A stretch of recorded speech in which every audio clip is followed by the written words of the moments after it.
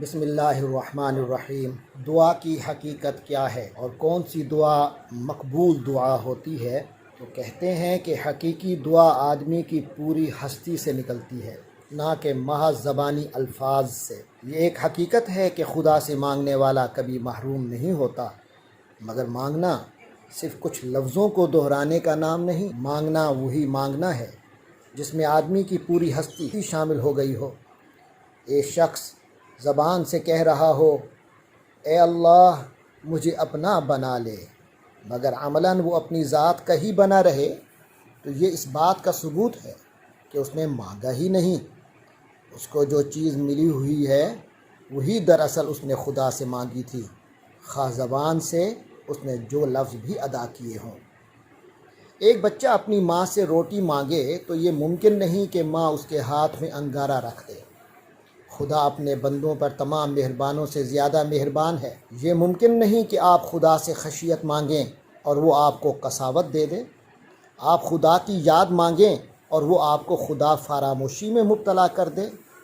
آپ آخرت کی تڑپ مانگیں اور خدا آپ کو دنیا کی محبت میں ڈال دے۔ آپ کیفیت سے بھری ہوئی دینداری مانگیں اور خدا آپ کو بے روح دینداری میں پڑا رہنے دے۔ آپ حق پرستی مانگیں اور خدا آپ کو گمراہی میں بھٹکتا چھوڑ دے۔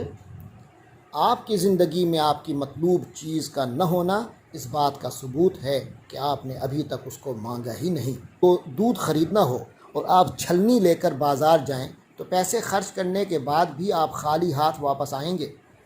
اسی طرح اگر آپ زبان سے دعا کے کلمات دہرا رہے ہوں مگر آپ کی اصل ہستی کسی دوسری چیز کی طرف متوجہ ہو تو یہ کہنا صحیح ہوگا کہ نہ آپ نے مانگا تھا اور نہ آپ کو ملا۔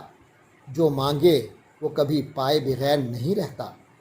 یہ مالک کائنات کی غیرت کے خلاف ہے کہ وہ کسی بندے کو اس حال میں رہنے دے کہ قیامت میں جب خدا سے اس کا سامنا ہو تو وہ اپنے رب کو حسرت کی نظر سے دیکھے۔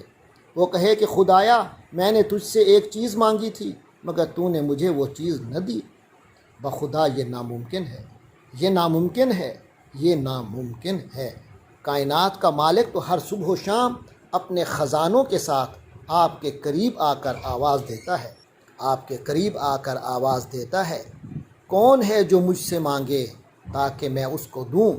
مگر جنہیں لینا ہے وہ اس سے غافل بنے ہوئے ہوں تو اس میں دینے والے کا کیا قصور؟